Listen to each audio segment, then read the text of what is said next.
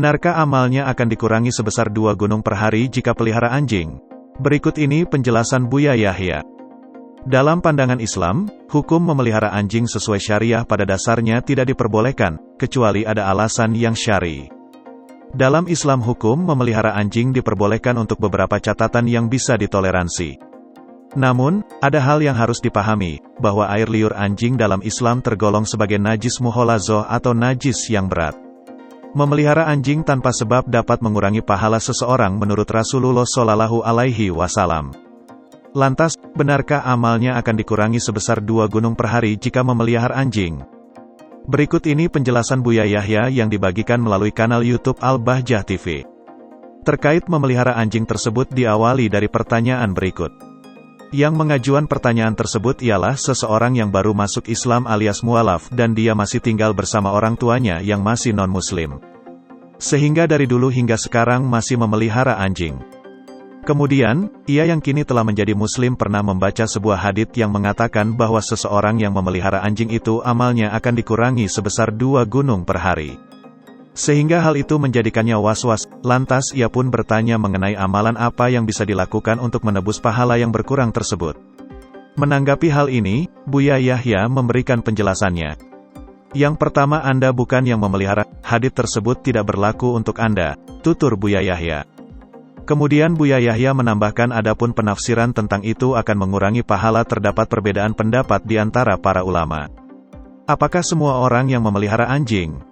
Karena ada sebagian anjing yang diperkenankan untuk dipelihara, anjing penjaga dan anjing mualam dan seterusnya, terangnya.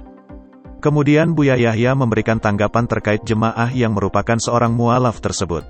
Anda baru mualaf beberapa hari ini, istimewa, dosa Anda masih sedikit, baru dihitung beberapa hari yang lalu, maka doakan kami, ujar Buya Yahya. Maka Buya Yahya menghimbau terkait urusan anjing yakni harus dekat dengan orang tua. Karena semakin dekat akan semakin baik. Buktikan kalau Anda sudah memeluk Islam, Anda harus lebih baik dari sebelumnya, terang Buya Yahya. Kemudian Buya Yahya menerangkan jika urusan sholat khawatir akan terkena najis anjing tersebut, maka sholatnya tetap sah. Anda tidak usah pusing tentang urusan najis anjing. Pertama, dalam mazhab Syafi'i najis itu akan berpindah, kalau Anda basah atau anjing itu basah, anjing basah, Anda basah, terangnya.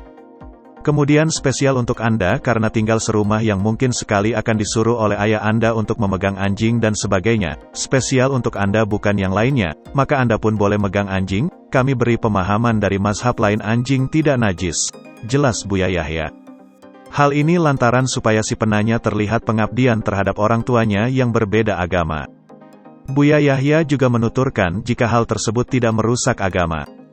Intinya itu dalam irama menjalankan agama yaitu untuk berbakti pada ibunda, biarpun beliau belum beriman, Anda baik kepada ibunda, buahnya Anda akan menemukan suatu ketika nanti, ibunda akan meninggalkan kekafiran dan anjingnya, lalu akan memeluk Anda dengan penuh kehangatan, kata Buya Yahya. Demikianlah penjelasan mengenai hadits tentang memelihara anjing sebagaimana disampaikan Buya Yahya. Hai pemirsa Sri Popo TV, jangan lupa komen, like, dan subscribe, serta tonton terus berita-berita terupdate lainnya ya.